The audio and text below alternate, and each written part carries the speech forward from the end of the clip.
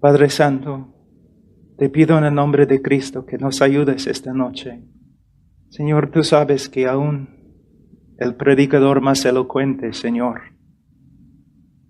no puede lograr nada, que es solo tu Espíritu que obra y que avance el reino de Dios. Señor, ayúdanos esta noche, a través de mi testimonio, a través de quizás una enseñanza. Señor, yo oro por todos los que han venido, que de verdad conozcan a Cristo y que anden en santidad y amor.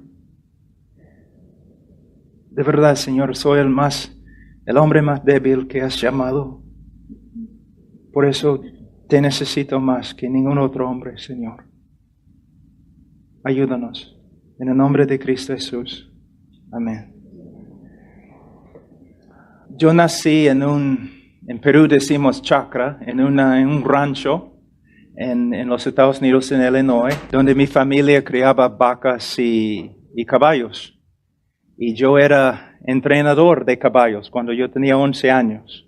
Y cuando yo tenía 9 años, mi mamá me llevó a una iglesia y escuché el Evangelio y de verdad me impactó bastante. Empecé a llorar y llorar y llorar y la gente me llevó adelante al pastor. El pastor me habló algunos minutos y después, el próximo domingo me bautizaron y de verdad yo no sabía nada del Evangelio. Yo no sabía lo que había pasado, pero me dijeron que yo era cristiano ahora. Y mi mamá siguió llevándome a la iglesia. Y yo era un muchacho más o menos bueno, obediente. Pero yo no tenía Cristo en mi corazón.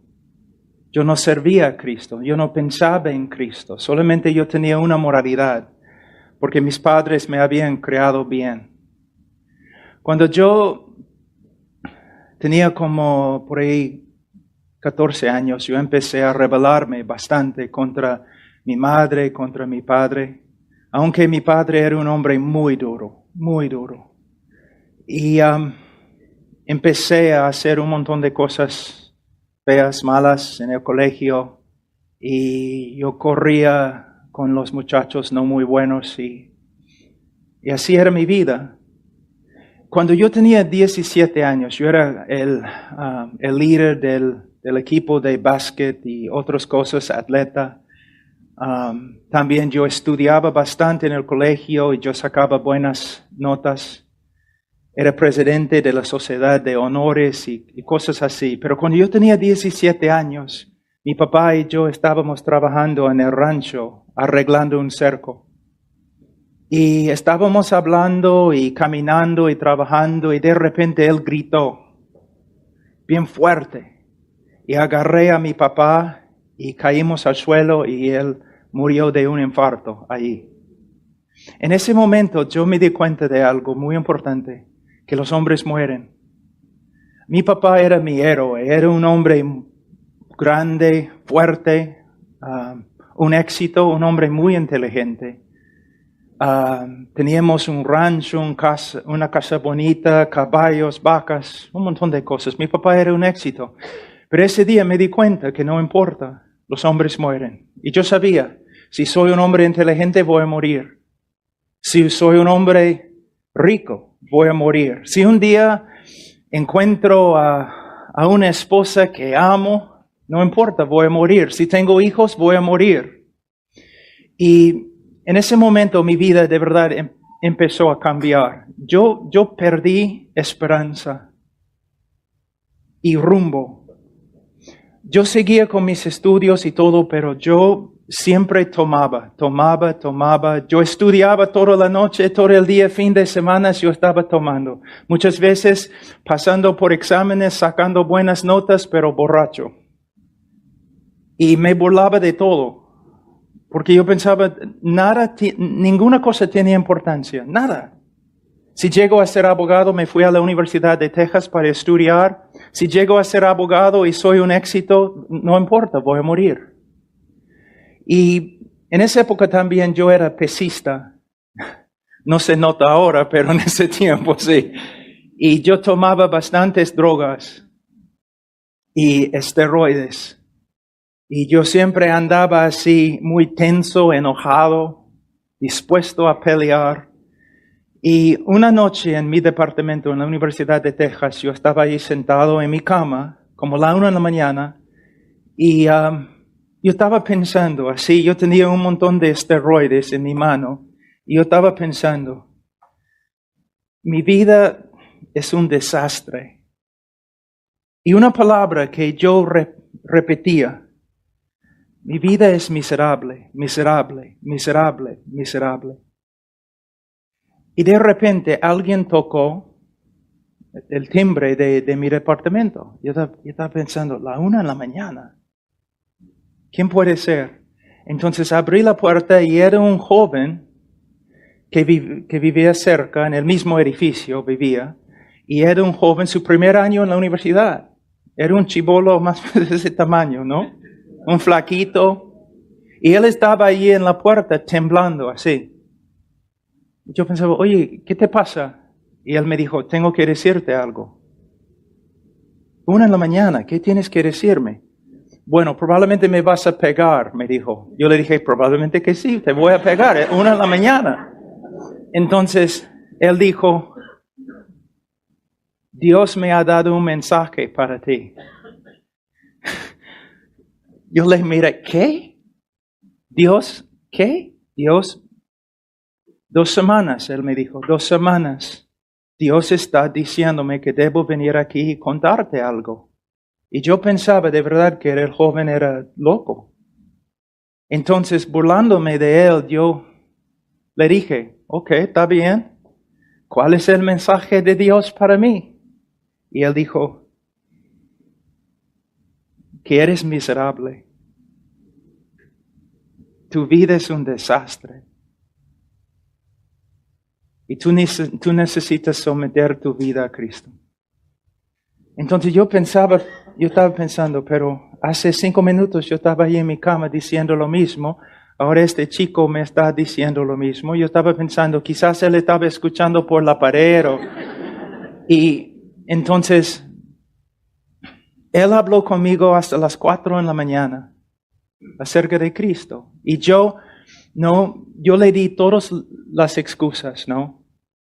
Una parte de mi familia era bautista, otra parte de mi familia católica. Entonces yo le dije, mira, yo conozco la iglesia católica, yo conozco la iglesia bautista, evangélica, todos son hipócritas, tu religión es falsa. Y él me dijo, no estoy hablando de una religión, estoy hablando de una persona. Y su nombre es Jesús de Nazaret. Y tú tienes que tomar una decisión. ¿Quién es? Yo nunca había escuchado a una persona hablando así. Entonces, yo empecé a pensar en lo que él me había dicho y como 2, 3 semanas, simplemente pensando de vez en cuando acerca de Jesús, ¿quién es? Y mi mamá había puesto una Biblia, había metido una Biblia en mi maleta, ¿no? Entonces yo estaba buscando por todas mis cosas para tratar de encontrar la Biblia. Entonces encontré la Biblia y abrí la Biblia a Salmo 103, donde dice que el hombre es como el pasto, ¿no? Está aquí un momento, el próximo momento, no. Y todos se olvidan de él cuando muere. Y me enojé porque yo dije, casi la primera vez que yo había orado en años, yo dije, gracias Señor. Yo sé que así es el hombre. Pero ¿cuál es la respuesta? Entonces dejé la Biblia ahí en la cama y salí, hice algunas cosas y regresé. Y luego volví a la Biblia. Vamos a Salmo 103. Dice en versículo 15, el hombre como la hierba son sus días, florece como la flor del campo, que pasó el viento por ella y pereció, y su lugar no la conocerá más. Y yo dije al Señor, Señor, ya, yo sé lo que es el problema, pero ¿cuál es la respuesta? Y cuando volví a leer la Biblia de nuevo, versículo 17, mas la misericordia de Jehová es desde la eternidad y hasta la eternidad sobre los que le temen. Y la palabra eternidad es lo que me agarró, me hizo pensar, eternidad. La cosa que yo estaba buscando, eternidad. Que uno puede vivir para siempre. Que la muerte no tiene la palabra final. Entonces, como brotó dentro de mí una esperanza, caramba, quizás hay algo acá. Entonces empecé a hacer preguntas, ¿no? ¿Pero quién es Jesús? Y empecé a leer el camino, la verdad, la vida. Él que murió por mis pecados. Y yo sabía que yo era un pecador muy grande, una persona horrible. Y un día, algunas semanas después, yo estaba estudiando allí en la biblioteca de la Universidad de Texas y con un equipo que trabajaba conmigo. Nosotros habíamos formado equipos para hacer una competencia, un equipo contra el otro equipo. Yo estaba estudiando para ser abogado en el campo petrolero. Entonces teníamos equipos de estudiantes, una competencia. Entonces yo estaba con mi equipo y estábamos haciendo copias de diferentes mapas y cosas del campo petrolero. Y una chica que estaba en mi equipo se me acercó y me dijo, oye Pablo, este viernes voy a tener una fiesta, tú debes venir. No, todos mis amigos sabían que yo era pecador y que yo tomaba bastante. Pero yo había llegado a tal punto que yo no iba a fiestas ni nada. Solamente viernes, sábado yo iba a una taberna y yo tomaba. Yo no quería hablar con nadie.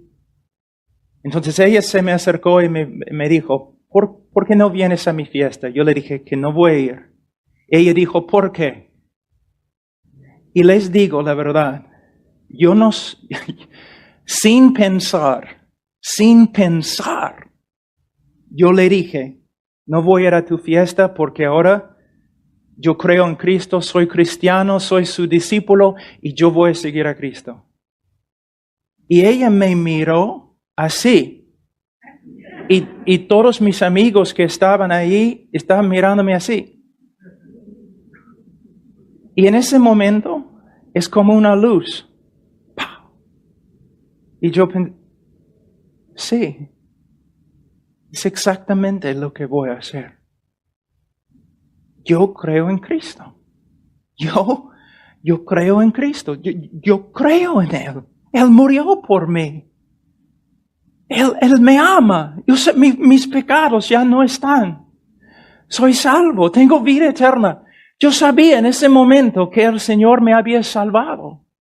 Entonces yo tenía miedo porque de verdad yo no sabía cómo interpretar lo que me había pasado. Entonces yo salí de la biblioteca casi corriendo. Y cuando llegué a la puerta de la biblioteca, una chica estaba entrando que era cristiana. Ella había estado orando por mí como seis meses con otros chicos en el mismo departamento donde yo vivía, el edificio. Y ella me miró y me dijo, Pablo, ¿qué? ¿Qué te ha pasado? ¿Qué estás diciendo? Tu cara. Entonces me asusté. De verdad, me asusté. Yo salí corriendo, yo tenía que buscar al chico que estaba ahí, que me había testificado. Y le encontré en el edificio donde yo vivía. Y yo le dije, Mike, no sé lo que me ha pasado. Y él dijo, ¿qué? Lo único que sé es que yo creo en Cristo. Mis pecados son perdonados. Yo no soy el mismo hombre. Yo no soy el mismo hombre. Yo no soy Pablo Washer. Explícame, ¿qué me ha pasado? Entonces me llevó a un alumno, a un estudiante ahí en la universidad que le estaba discipulando, un texano bien grande. Y él habló con el texano y dijo, oye, Pablo tiene algo que quiere decirte. Y él me dijo, ¿qué? ¿Qué, Pablo? Mira, yo no sé lo que me había pasado. Yo estaba en la biblioteca. En un momento yo no estaba creyendo en Cristo. Otro momento estoy creyendo en Cristo. Yo sé que me has salvado y que Pero lo que me asusta es que yo sé que no soy el mismo hombre de antes. ¿Qué me ha pasado? Y el texano me dijo, tú has renacido. Entonces yo le pregunté, ¿y qué significa esto? Y él empezó a explicarme las escrituras y me compraron una Biblia. El próximo día y me entregaron la Biblia y yo empecé a llevar la Biblia allí a mis clases y todos mis amigos, al principio ellos pensaban que yo estaba burlándome del cristianismo, porque yo me burlaba de todo. Pero en tiempo ellos, como uno de mis amigos me dijo, Pablo, de verdad, yo pensaba que estabas burlándote del cristianismo, de la religión. Y aunque no soy religioso, yo estaba ofendido. Yo pensaba, ¿cómo puedes hacer tal cosa? Pero ahora entiendo. De verdad, tú lo crees, ¿no? Sí, lo creo. Y el primer día después de convertirme, el próximo día, yo estaba pasando por la universidad y había un lugar allí donde todos podían predicar, ¿no? Y yo pasaba por allí, había un grupo de gente muy grande y un hombre predicándoles. Entonces yo estaba ahí escuchando, pero él estaba predicando contra Cristo, que Cristo era falso, que la ética, ¿no?, cristiana era falsa. Y no sé lo que me pasó, porque mayormente yo no hablaba mucho a personas, pero me enojé. Y pasé por el grupo y empecé a hablar con el hombre ante todos, diciendo, eres mentiroso, falso profeta, Cristo vive, ha resucitado, vive dentro de mí, me ha cambiado. Mi primer sermón. Y yo era un hombre pecador. Yo solamente pensaba en mí. Como decimos en Perú, yo pensaba que yo era lo máximo. Y egoísta, solamente me amaba. Las otras personas no me importaban. Y yo era probablemente el mentiroso más grande que ha vivido en la tierra. Y yo podía mentir. Una vez después de mentir a una persona, un amigo que estaba conmigo me dijo, Pablo, tú me asustas. Porque yo sabía que estabas mintiendo y todavía te creía. Y yo era. Y después de convertirme, muchas cosas cambiaron al toque cambiaron. No tomé más cerveza o licor, no me emborraché. Las lisuras, las palabras feas, no más. Pero les digo que luché con la mentira. Pero la diferencia es, antes yo podía mentir y no me afligía mi conciencia. Pero después de convertirme, una mentira de este tamaño, como el martillo del Señor en mi cabeza, en mi corazón, como una espada pasando por mi corazón, y yo tenía que regresar a varias personas y decirles, yo te mentía, yo era mentiroso. Entonces se nota ahí la conversión de una persona, como el Señor obra en su corazón y Él llega a ser una persona nueva, con una nueva naturaleza. Que el cristiano sí todavía peca, pero no puede vivir en pecado.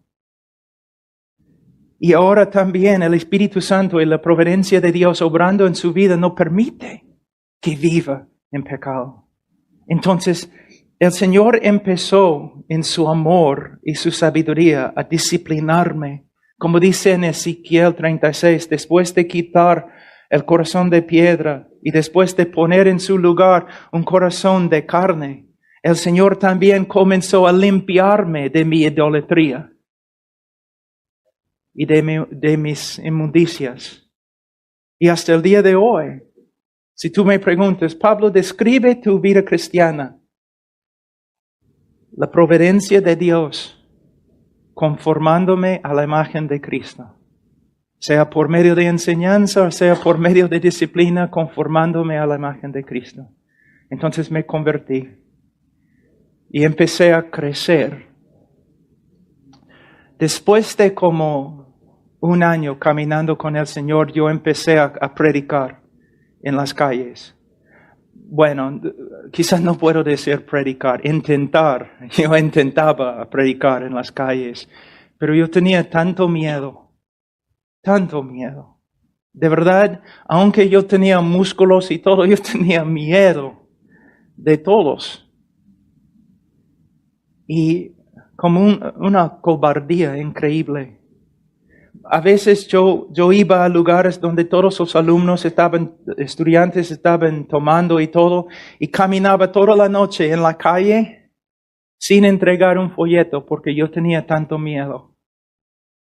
Entonces un día un anciano en nuestra iglesia me dijo, Pablo, hay algunos libros que me gustaría darte y quiero que tú leas los libros. Entonces recibí los libros y uno de los libros era la autobiografía de Jorge Müller y algunos libros de Bounds sobre la oración, un libro de Leonard Ravenhill, otro libro acerca de Hudson Taylor. Entonces empecé a leer los libros. Tozer, hombres que de verdad conocieron a Dios, hombres que caminaron con el Señor, y empecé a ver algo, que nosotros necesitamos estudiar las Escrituras y necesitamos memorizar las Escrituras y meditar en las Escrituras, pero nosotros, sin la oración, no podemos avanzar mucho. En el día de hoy, muchos hablan en el día de hoy de la importancia de la teología, y es cierto, la doctrina es esencial, es el fundamento, necesitamos la buena doctrina. Pero la vida es más que doctrina. Para vivir la vida cristiana necesitamos el poder del Espíritu Santo. Y yo sé que los carismáticos, muchos de ellos, han distorsionado todas las doctrinas acerca del Espíritu Santo, pero todavía, sin la oración, sin el poder de Dios, es imposible vivir la vida cristiana. Tú no puedes ser un cristiano útil al Señor simplemente porque eres inteligente. Es el poder de Dios. Entonces empecé a aprender acerca de fe, acerca de orar. Y algo sucedió en mi vida, es parte de mi testimonio, una parte muy importante, que da miedo a algunas personas que escuchan mi testimonio, pero voy a compartir con ustedes. Que empecé a tener una hambre. Yo quería conocer a Dios. Cuando yo estudiaba los hombres, Spurgeon, Tozer, Jorge Müller, eran hombres muy diferentes, pero tenían una cosa en común. Todos eran hombres de oración. Todos hablan bastante de Spurgeon, el predicador más grande, ¿no? Desde los apóstoles. Estoy de acuerdo. Pero ¿sabes lo que Spurgeon dijo? Para él dijo, en vez de enseñar a 10 hombres cómo predicar, me gustaría enseñar a un hombre cómo orar. Entonces, el Señor me llenó con una hambre grande y empecé a buscar al Señor. Pero era algo muy raro. Yo estudiaba en la universidad, yo trabajaba después de las clases, yo llegaba a la casa más o menos las 11. Entre las 11 como las 2 y 3 de la mañana yo oraba. Y mi oración yo no oraba por China, yo no oraba por dones, yo simplemente, Señor, quiero conocerte. Yo no tengo fuerza. Cuando intento predicar, nadie me escucha, tengo miedo. Mi mente, bastante confusión cuando trato de formar las palabras correctas. Pero no estoy buscándote porque quiero tener un ministerio. Yo quiero conocerte. Yo quiero que sea algo más que lo intelectual. Que de verdad que quiero conocerte, tu presencia, que sea una realidad en mi vida. No solamente una doctrina que estudio, pero una realidad en mi vida. Entonces, día tras día, tras día, tras día, orando y orando y orando y orando. Y después de meses, una noche, como todo cambió.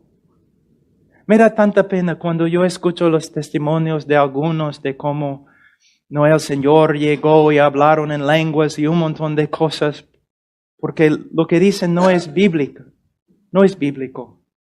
Pero buscar al Señor, si oramos y buscamos al Señor, su presencia y su poder llega a ser una realidad. Lo que me asusta en el día de hoy es que muchos están buscando doctrina, buena doctrina. Y está bien, tenemos que tener la buena doctrina, pero no son hombres de oración. Y son hombres tan inteligentes que quizás no necesitan orar. Hombres tan diestros en la doctrina y en la exposición y todo, y pueden dividir todo perfectamente. Pero ¿dónde está el poder para ver personas convertidas? Entonces, orando y orando y orando, y empecé a ver que la guerra no se gana por medio de el intelecto, no se gana por medio de la elocuencia, sino por medio del poder de Dios. La conversión de una persona es imposible, ¿se dan cuenta? Son huesos secos, muy secos, sin vida. Cada conversión es una obra sobrenatural de Dios, por medio del Espíritu de Dios.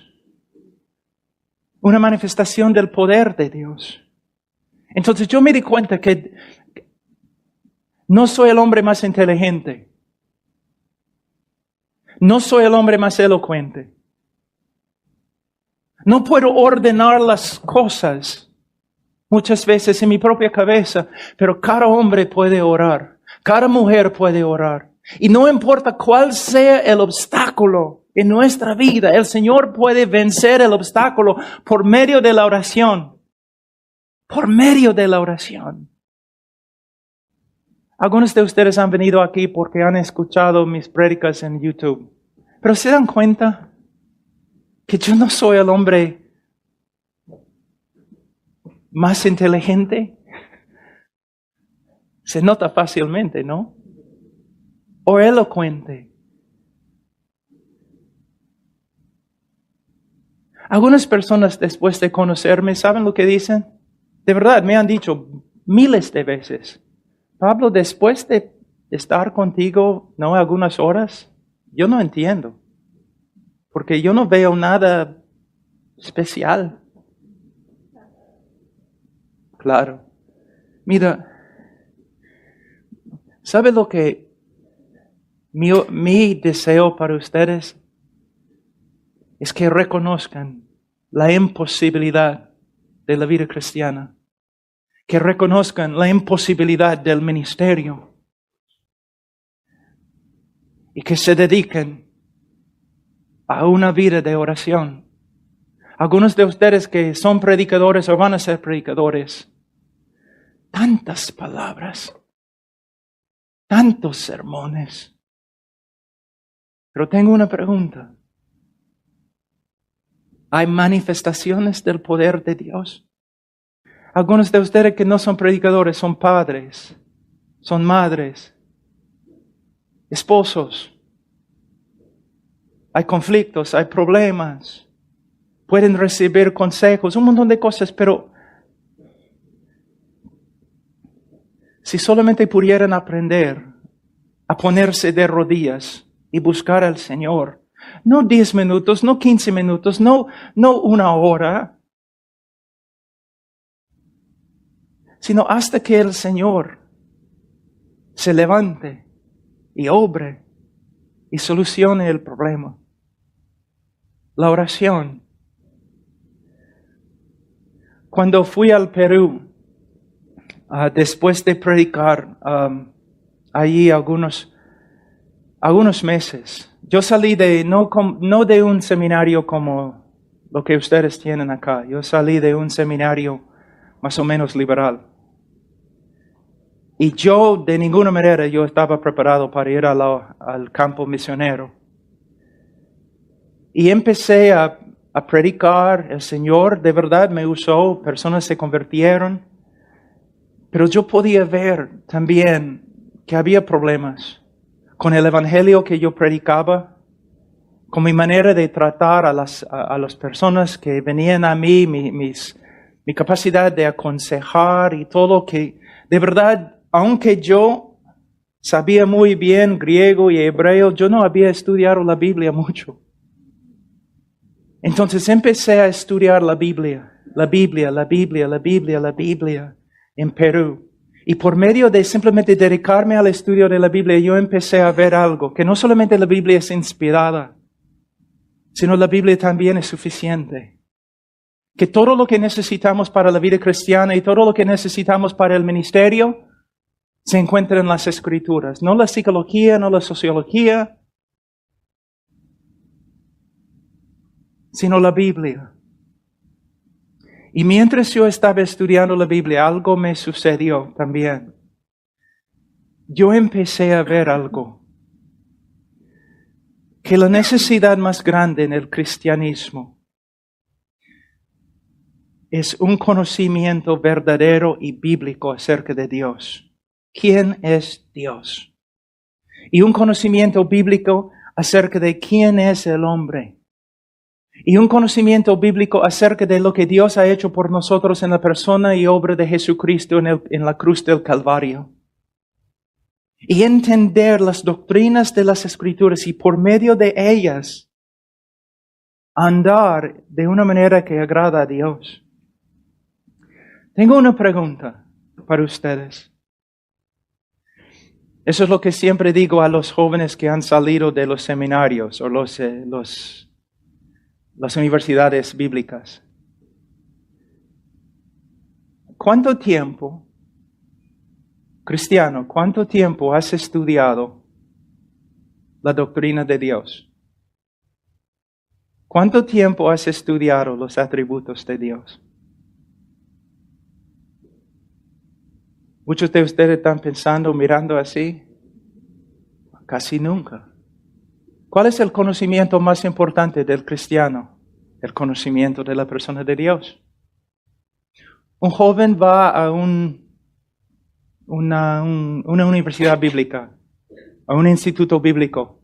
Mayormente, 2 semanas, 3 semanas, 2 meses estudiando los atributos de Dios y nada más. Va al seminario, estudia quizás 4 meses los atributos de Dios, casi nada más. Saca su PhD y muchas veces no estudia mucho acerca de la doctrina de Dios y va a su iglesia, casi nunca predica sobre los atributos de Dios. ¿Cuál es el problema en la iglesia? El pueblo de Dios es ignorante de la persona de Dios y sus obras. Algunos de ustedes, mira, se dan cuenta de que deben amar a Dios más que aman a Dios, ¿no es cierto? Cuando un predicador te dice que debes amar a Dios más, tú debes responder así. Está bien, enséñame cómo. Y vas a ver la cara del pastor, ¿no? ¿Qué hago? ¿Cómo puedes crecer en el amor de Dios? ¿Cómo? Todos nosotros nos damos cuenta que debemos crecer en el amor de Dios, pero ¿cómo? Bueno, yo les voy a dar la respuesta.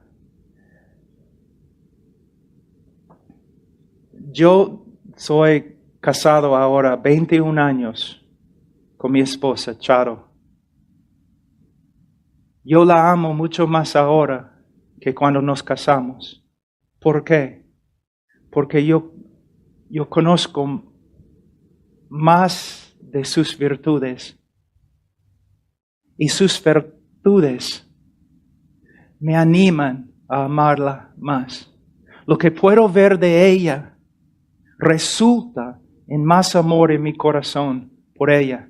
Entonces, ¿cómo puedes amar a Dios más? Por medio de conocer las virtudes de Dios.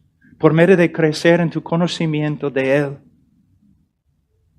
Y mientras creces en el amor de Dios, mientras creces en el conocimiento de Dios, vas a crecer también en tu amor por Dios. Entonces, ¿cuál es nuestra necesidad? Conocimiento estudiando la doctrina, estudiando las Escrituras, estudiando la persona de Dios, la obra de Cristo, la revelación más grande de Dios a través de Cristo, y viviendo de rodillas, viviendo en oración. Ahora tengo algún tiempo todavía y les voy a, en vez de compartir mi testimonio, les voy a enseñar de las Escrituras.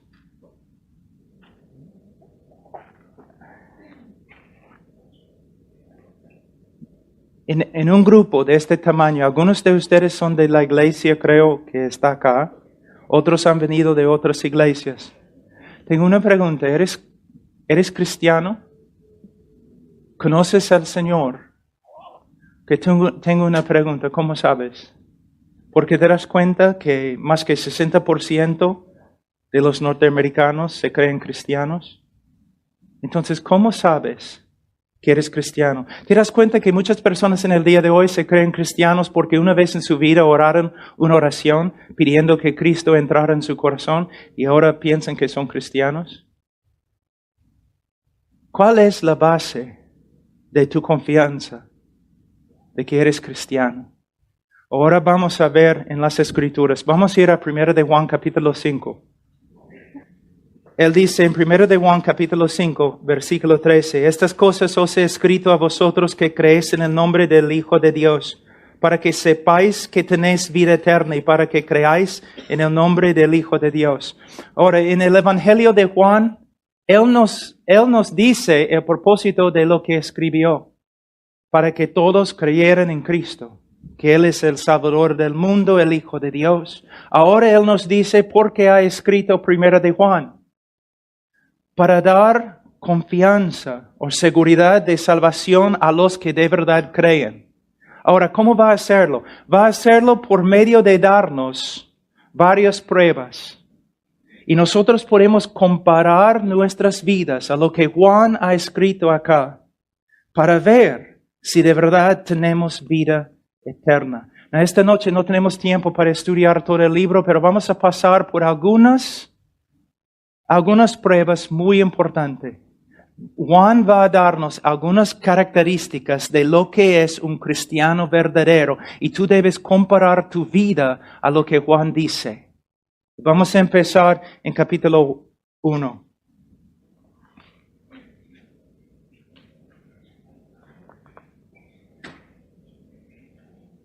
Juan capítulo 1, versículo 5. Este es el mensaje que hemos oído de Él y os anunciamos. Dios es luz y no hay ninguna tinieblas en Él. Si decimos que tenemos comunión con Él y andamos en tinieblas, mentimos y no practicamos la verdad. Pero si andamos en luz como Él está en luz, tenemos comunión unos con otros y la sangre de Cristo, su Hijo, nos limpia de todo pecado. Ahora, Él dice Dios es luz. ¿Qué significa? Muchos cuando leen este texto piensan automáticamente, bueno, significa que Dios no peca, que Dios es santo.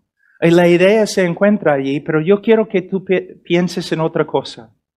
Cuando Él está hablando de luz, Él está hablando también de la revelación de Dios. ¿Cómo? Es muy posible que había un grupo de falsos profetas que habían entrado en la iglesia y ellos estaban enseñando que Dios era más o menos esotérico, que Él era oscuro, escondido, que nadie podía conocer a Dios o conocer su voluntad. Que solamente los maestros, super espirituales, los falsos profetas tenían la respuesta de quién es Dios, pero el cristiano común y corriente no podía saber. Y Juan está diciendo algo muy importante, que no, es una mentira. Dios es luz. Dios se ha revelado a nosotros. Dios nos ha mostrado quién es y también nos ha mostrado su voluntad. Entonces, ¿qué significa? Versículo 5. Este es el mensaje que nos hemos oído de Él y os anunciamos. Dios es luz y no hay ninguna tinieblas en Él. Si decimos que tenemos comunión con Él, si decimos que somos cristianos, si decimos que tenemos vida eterna, si decimos que somos hijos de Dios y andamos en tinieblas, mentimos y no practicamos la verdad. Entonces, ¿qué está diciendo? Primeramente necesitamos ver la palabra andar. En el griego, peripateo, significa caminar por todos lados, ¿no? Y él está diciendo básicamente así. Si nosotros decimos que somos cristianos y caminamos dentro de la revelación que Dios nos ha dado acerca de Él y su voluntad, entonces hay evidencia que de verdad que somos cristianos. Pero si nosotros decimos que somos cristianos y vivimos una vida que contradice lo que Dios ha dicho acerca de su naturaleza, sus atributos y su voluntad, entonces nosotros mentimos cuando decimos que somos cristianos. Es muy importante entender la palabra andar. ¿Por qué? Vamos a decir que tú me odias y tú quieres probar a todo el mundo que no soy cristiano. Entonces tú estás detrás de mí con una cámara de fotografía, ¿no?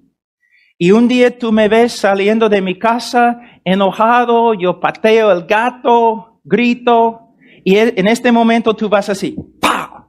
Y tomas la foto.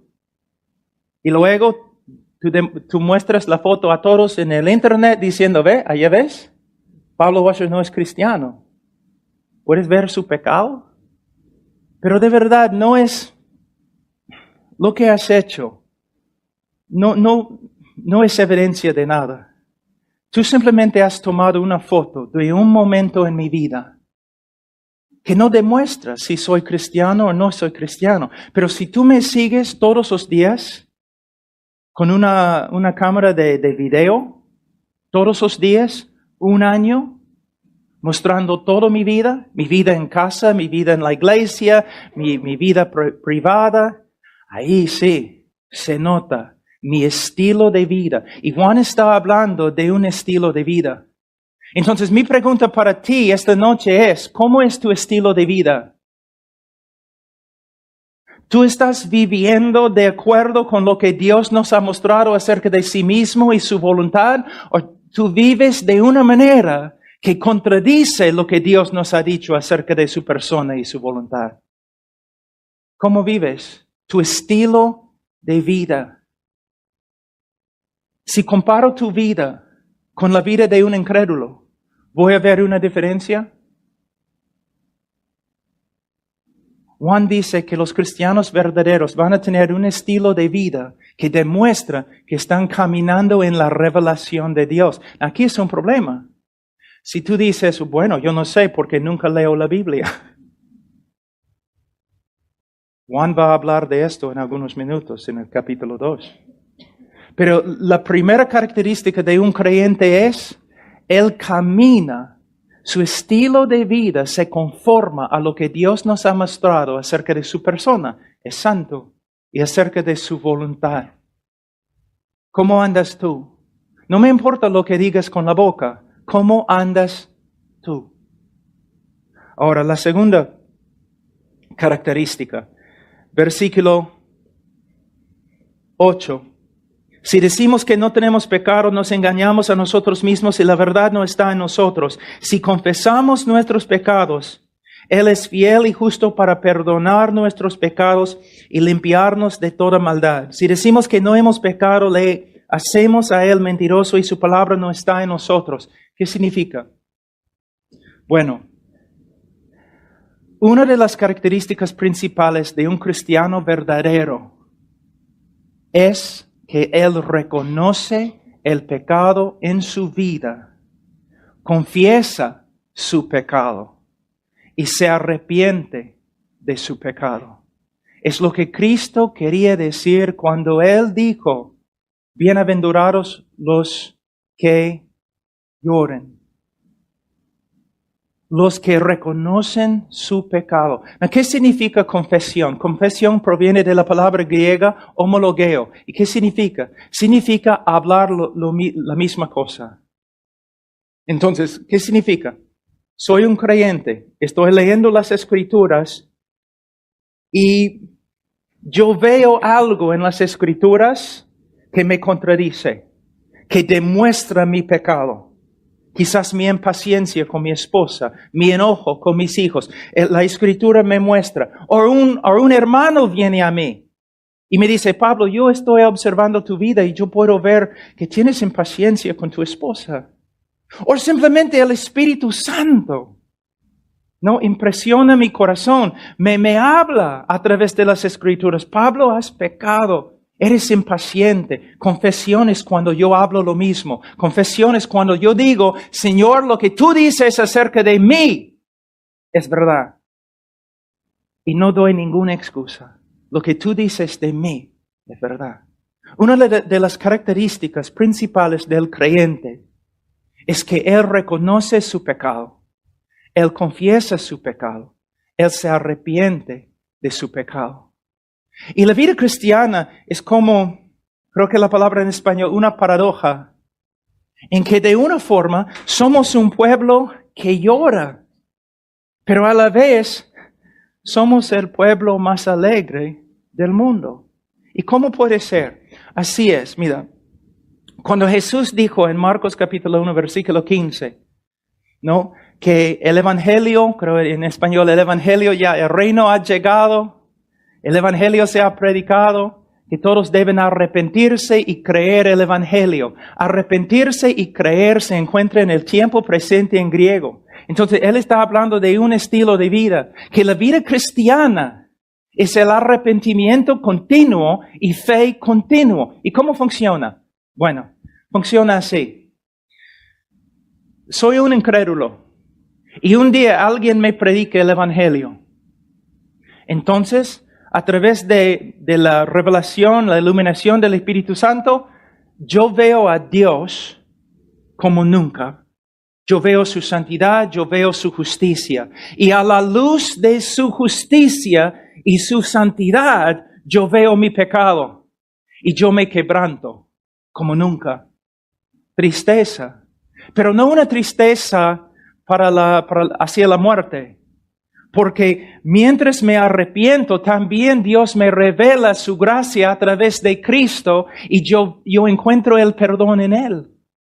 Entonces, aunque estoy quebrantado con respecto a mi pecado, también me alegro en la gracia de Dios a través de Cristo.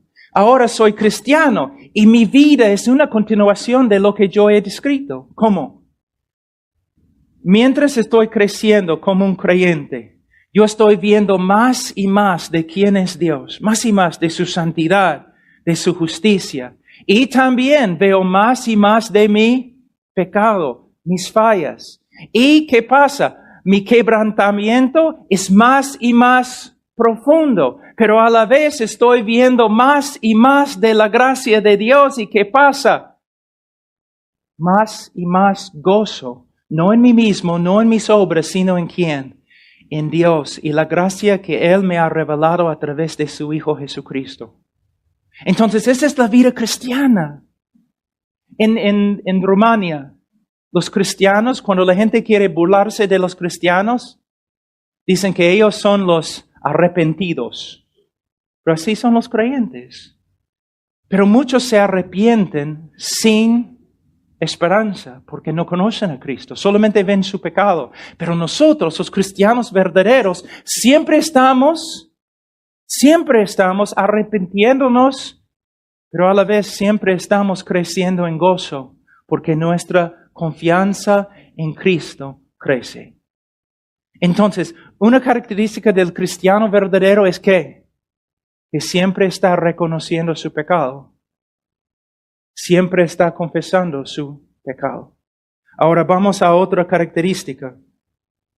Capítulo 2, versículo 3. En esto sabemos que nosotros le conocemos y guardamos sus mandamientos. Mira lo que está diciendo.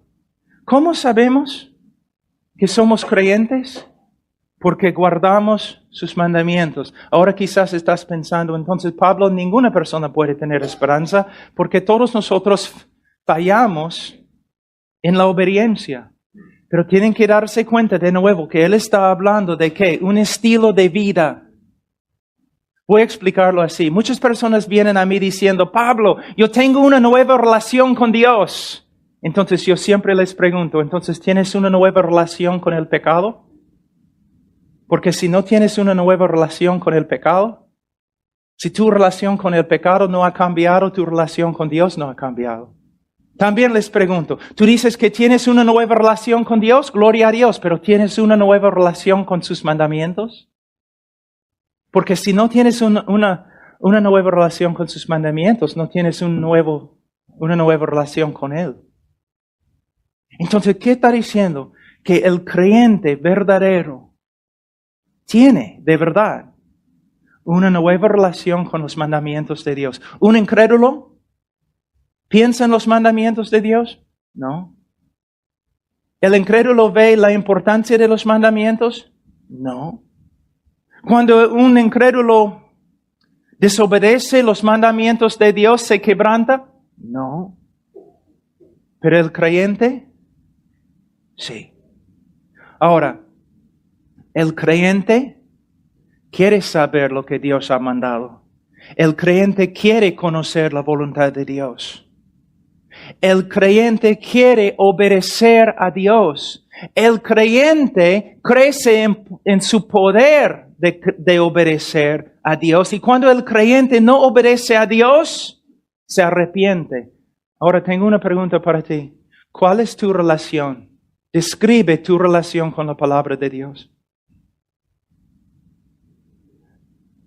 Me da mucho miedo cuando aún los creyentes, supuestamente creyentes, en iglesias bíblicas, nunca abren sus Biblias. Y solo tienen una Biblia en la mano cuando van a la iglesia.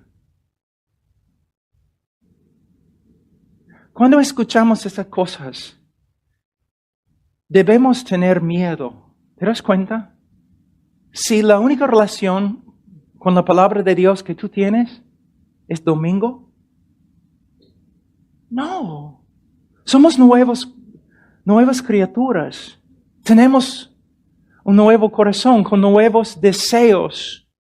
El deseo de conocer a Dios, el deseo de conocer su voluntad, el deseo de obedecer a Dios y andar de una manera que le agrada. ¿Cómo eres tú? ¿Cómo eres tú? Tu relación con la palabra de Dios, ¿cómo es? Algunos de ustedes son creyentes, pero han descuidado gravemente la palabra de Dios. Les digo que en el día de hoy el Señor no va a juzgarte y aprobarte simplemente porque estás en una iglesia bíblica. El Señor te va a juzgarte por tus acciones. Cristiano, debes dejar de descuidar la palabra de Dios. Debes darse cuenta que es un error, es un pecado grave descuidar la palabra de Dios, no estudiar la palabra de Dios, no memorizar la palabra de Dios, no meditar en la palabra de Dios, no dirigir tu familia por medio de la palabra de Dios. Es un pecado grave. Y si eres cristiano, arrepiéntete, deja de hacerlo. Pero algunos de ustedes nunca estudian la palabra de Dios porque quizás todavía no conozcan su autor. Solamente cristiano por nombre. Por nombre. Quizás tú te crees cristiano porque tú dices aleluya siempre. O siempre estás diciendo Dios te bendiga, gloria a Dios. Pero eso no significa nada. La evidencia de tu cristianismo es la obra de Dios en tu vida, que se manifiesta a través de tus acciones.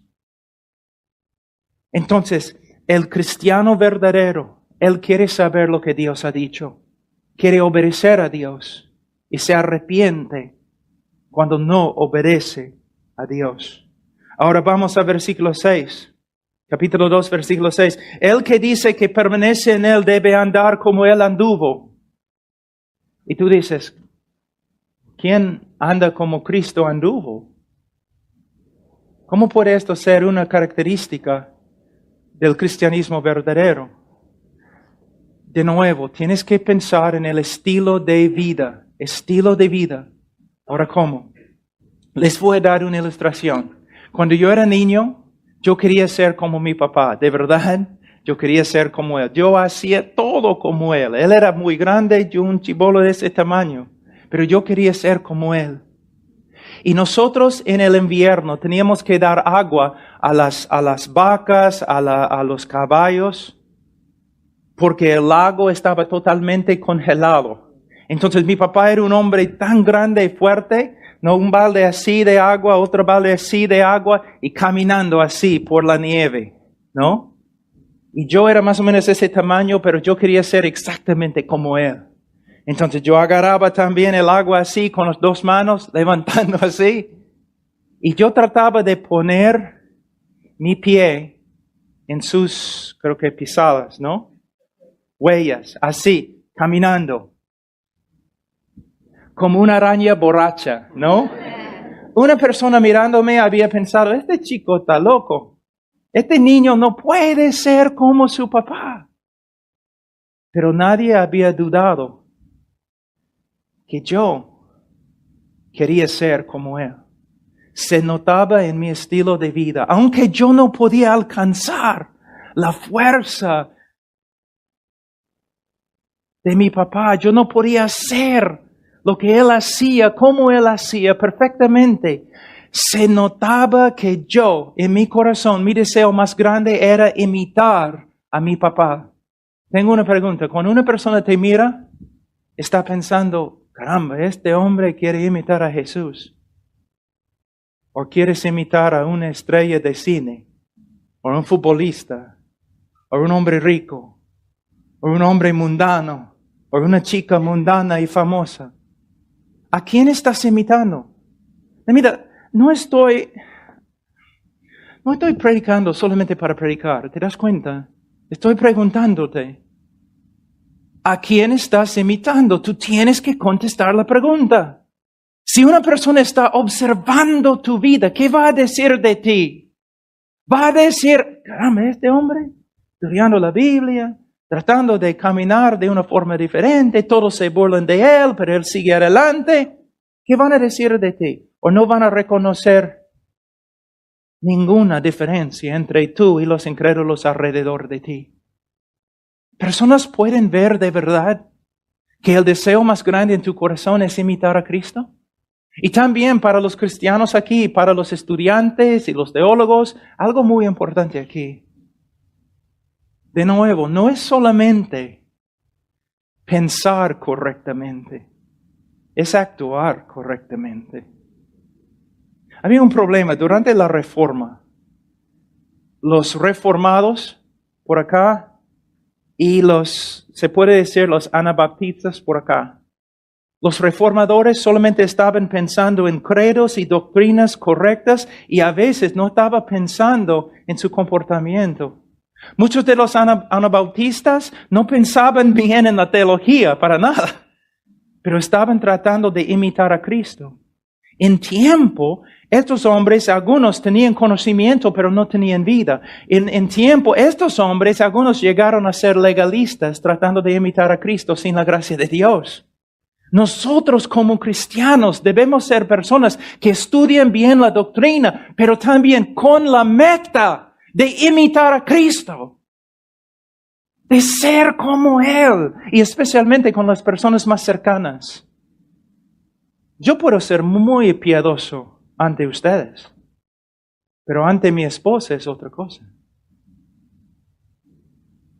Después de 30 años de ser cristiano, yo amo la teología, yo leo la teología, pero mi meta más grande, yo leo la teología para que yo pueda imitar mejor a Jesucristo, su carácter. Ahora, una pregunta, tu estilo de vida, ¿a quién estás imitando? ¿A quién? Ahora vamos a otra característica de un cristiano, quizás la característica más importante.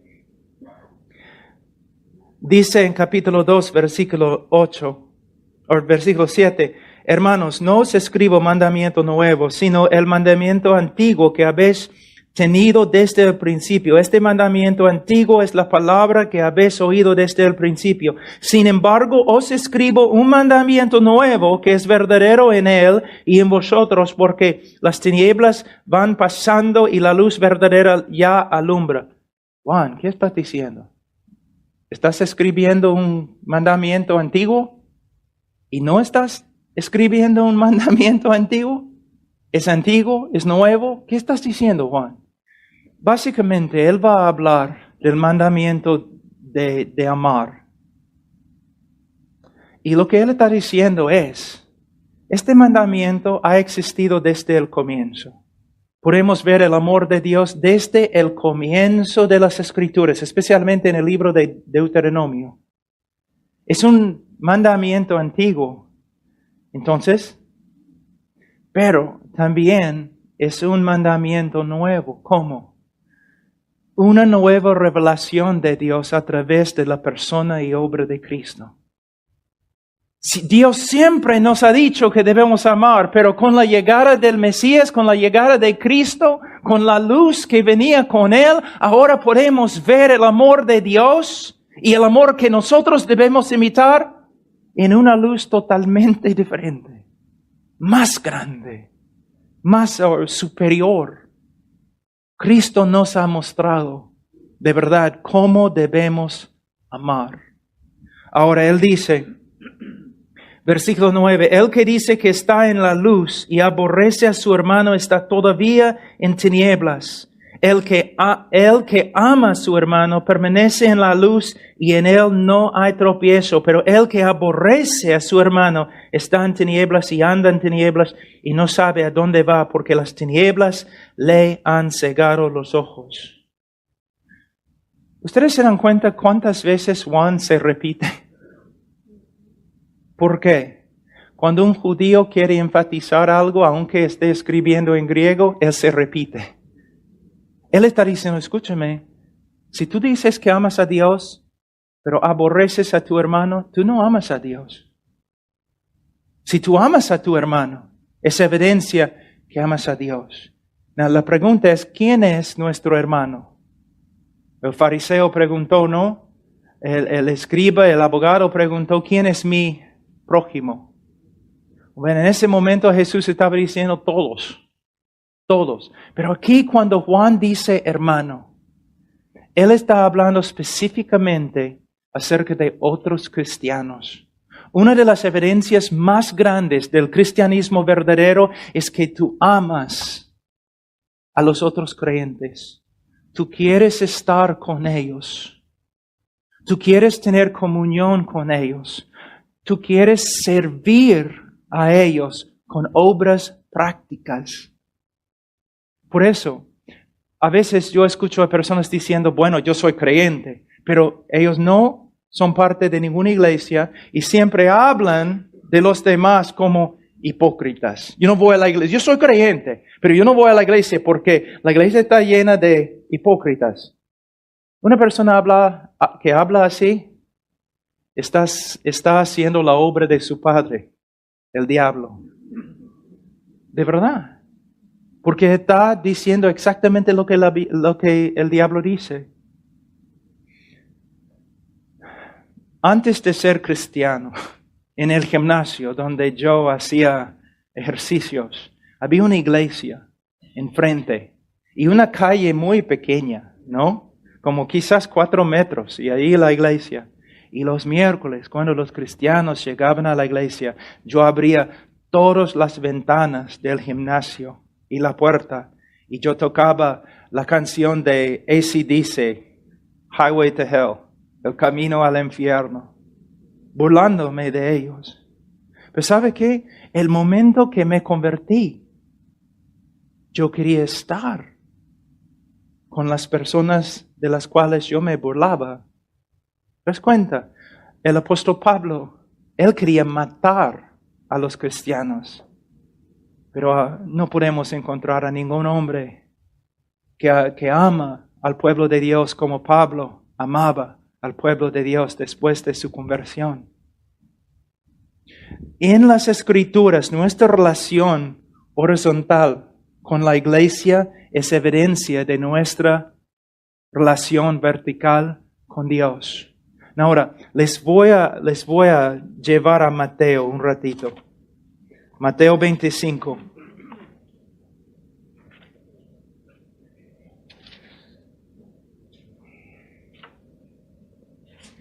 El juicio de las naciones.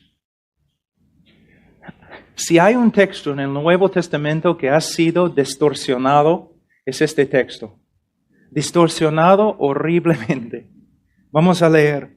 Versículo 31. Cuando el Hijo del Hombre venga, capítulo 25, Mateo, versículo 31. Cuando el Hijo del Hombre venga en su gloria y todos sus santos ángeles con él, entonces se sentará en su trono de gloria y será reunidas delante de él todas las naciones y apartará los unos de los otros como aparta el pastor las ovejas de los cabritos, y pondrá las ovejas a su derecha y a los cabritos a su izquierda. Entonces el rey dirá a los de su derecha: venid, benditos de mi Padre, heredad el reino preparado para vosotros desde la fundación del mundo, porque tuve hambre y me diste de comer, tuve sed y me diste de beber, fui forastero y me recogiste, estuve desnudo y me cubriste, enfermo y me visitaste, en la cárcel y viniste a mí.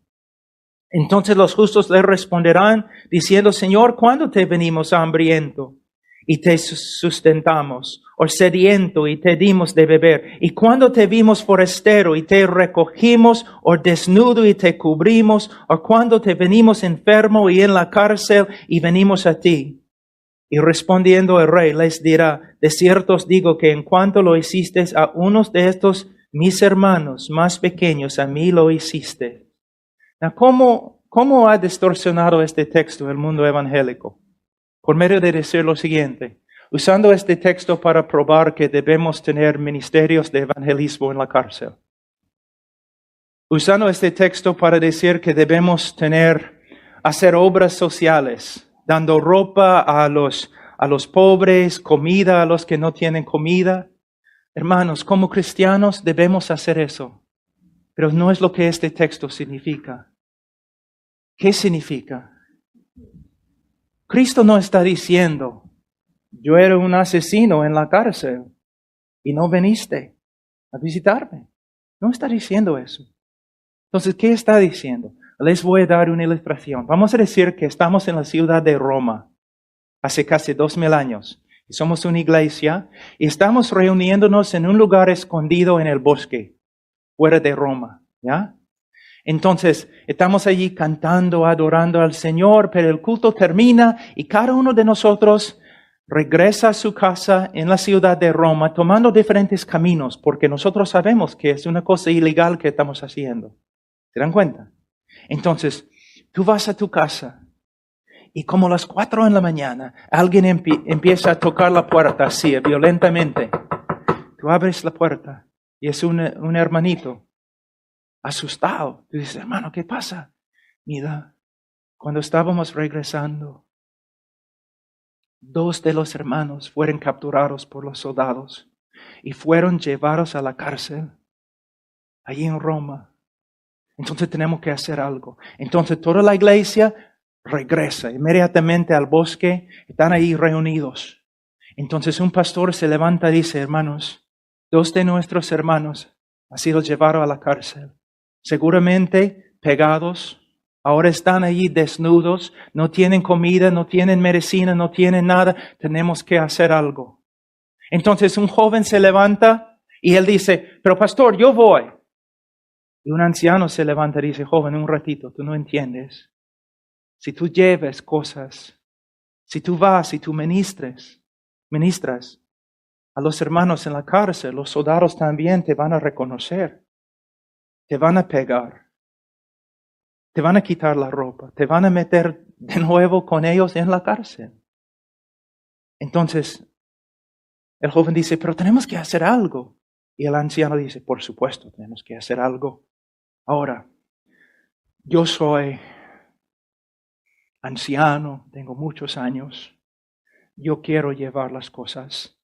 Y otro anciano en la iglesia, un hombre muy viejo, y dice: yo también, yo voy a ir, mis hijos ya son grandes, yo voy a llevar la ropa, la medicina. De repente, un grupo en la iglesia se levanta, dice, esa es una tontería.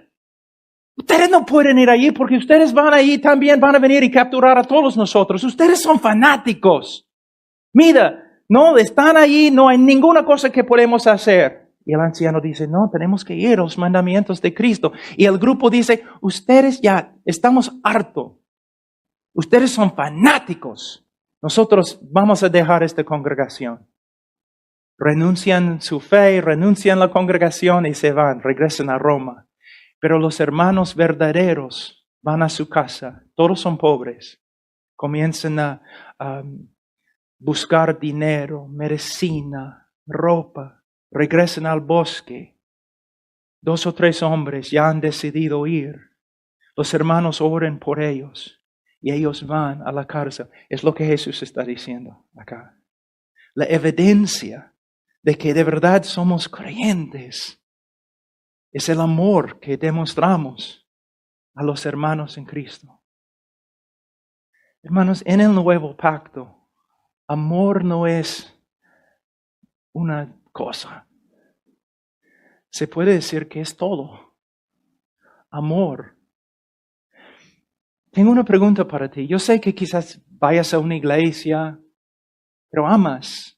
Tú dices, sí, en mi corazón. No estoy hablando de tu corazón, estoy hablando de tus manos, tus pies, tus acciones. ¿Cómo estás sirviendo al pueblo de Dios? ¿Solamente vas a la iglesia para escuchar sermones bonitos? ¿Solamente vas para recibir? ¿Eres como una esponja? ¿Sabe qué? Una de las características de una persona reprobada, según Romanos capítulo 3, es que la persona es inútil. El Señor no puede usar esta persona para edificar su iglesia, para ayudar a los otros cristianos. Mira, piensa, no estoy aquí para dar una lectura. Piensa, estoy hablando contigo, piensa. Las características que hemos descrito aquí esta noche, ¿se encuentran en tu vida? ¿Y cómo? ¿Y a qué grado? Eres cristiano. Ahora, se puede, y no tengo obviamente tiempo, pero se puede pasar por todo el libro de Primero de Juan. Y allí encontramos característica después de característica. Pero vamos a terminar con una característica muy rápido, porque es importantísimo. Primero de Juan.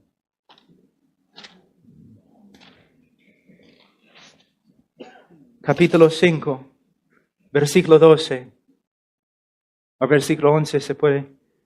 Y este es el testimonio que Dios nos ha dado vida eterna, y esta vida está en su Hijo. El que tiene al Hijo tiene la vida, y el que no tiene al Hijo de Dios no tiene la vida. Cuando yo estaba viajando acá en el avión, me senté al lado de una mujer y a un hombre. El hombre no quería escuchar nada, pero la mujer sí quería escucharme. Entonces yo empecé a hablarle el Evangelio. Y ella, yo creo que de verdad, ella, no, parece que es creyente. Pero yo le dije, mira, en mi misión que yo empecé, yo hablé así a propósito, en mi misión que yo empecé, nosotros damos comida a los niños en diferentes partes del mundo. Nosotros enseñamos a los niños gitanos cómo leer en Rumanía. Nosotros hacemos iglesias, apoyamos a cristianos que están siendo perseguidos, un montón de obras buenas que estamos haciendo. Y entonces le dije, ¿y si yo muriera ahora, yo iría al cielo? Pero no por causa de las cosas que mencioné. Yo voy a ir al cielo porque hace 2000 años el Hijo de Dios derramó su sangre por mí. Es el Hijo. Es el Hijo. No soy una persona religiosa. Y yo vengo de rancho, no tengo mucha cultura.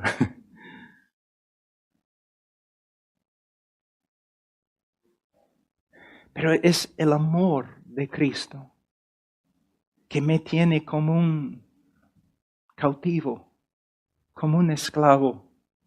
Y el conocimiento de que mis obras son como trapos de inmundicia. Y mi única esperanza es la persona de Jesucristo. No la moralidad, no la iglesia, no obras, nada. Todo es como, de verdad hermanos, como excremento. Soy salvo porque Cristo murió por mí hace 2000 años. Nuestra única esperanza. Pablo dice en el libro de Filipenses que los cristianos verdaderos son los que se glorían en Cristo, que se jacten en Cristo. Nuestra única esperanza es Cristo. Si tú vienes a un cristiano verdadero y tú dices, ¿sabe qué? Tú eres una persona tan linda, tantas buenas obras, tan buena eres. De verdad, tú vas a ir al cielo. Un cristiano verdadero sabe lo que va a hacer, cómo va a responder, va a vomitar. Va a gritar, no, no, no. Él murió por mí. Él murió por mí. Nada más.